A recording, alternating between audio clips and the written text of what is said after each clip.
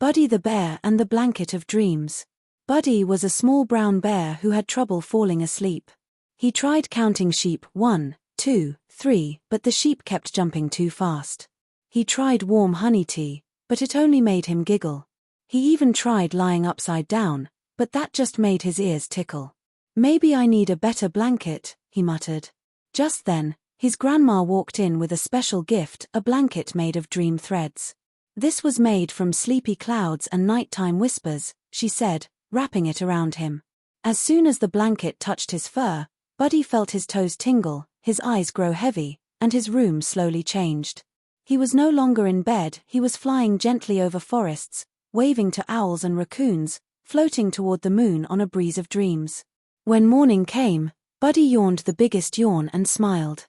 From then on, Buddy never worried about falling asleep again, as long as he had his blanket of dreams. Marla and the Midnight Moon Dance. Marla loved the moon. Every night before bed, she'd look out her window and wave, hoping the moon would wave back. One night, something magical happened. Just as she was about to close her curtains, the moon gave a soft shimmer and wobbled. Then, a glowing staircase appeared, leading all the way up to the sky. Marla tiptoed out of her window and climbed the moonlit stairs until she reached the glowing surface. The moon was soft and cool, like walking on a pillow. "Welcome," said a silver voice. It was the moonkeeper, a sparkly owl in a top hat.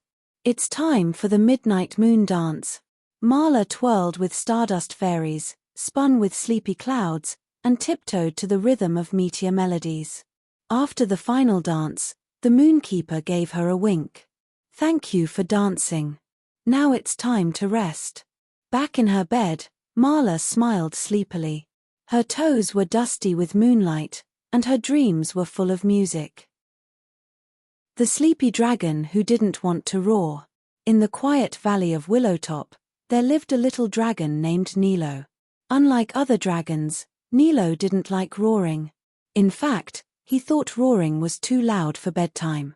Each evening, while the other dragons practiced their growls, rumbles, and sky-shaking bellows, Nilo would sneak away to his cozy cave with his favorite blanket and a cup of warm milk. "Why don't you roar?" asked his friend Mina the mouse. "I like the world when it's quiet," Nilo said. "At night, the trees whisper, the stars twinkle, and the wind hums lullabies. A roar would wake them all up." That night, Nilo lay down and looked at the stars blinking outside his cave. He gave a tiny puff of smoke, shaped like a heart, and whispered, "Good night, world." And while the other dragons shook the mountains with their bedtime bellows, Nilo's soft snore floated through the air like a feather, gentle and sweet. From that night on, even the loudest dragons tried a little quiet before bed, just to hear the magic Nilo loved.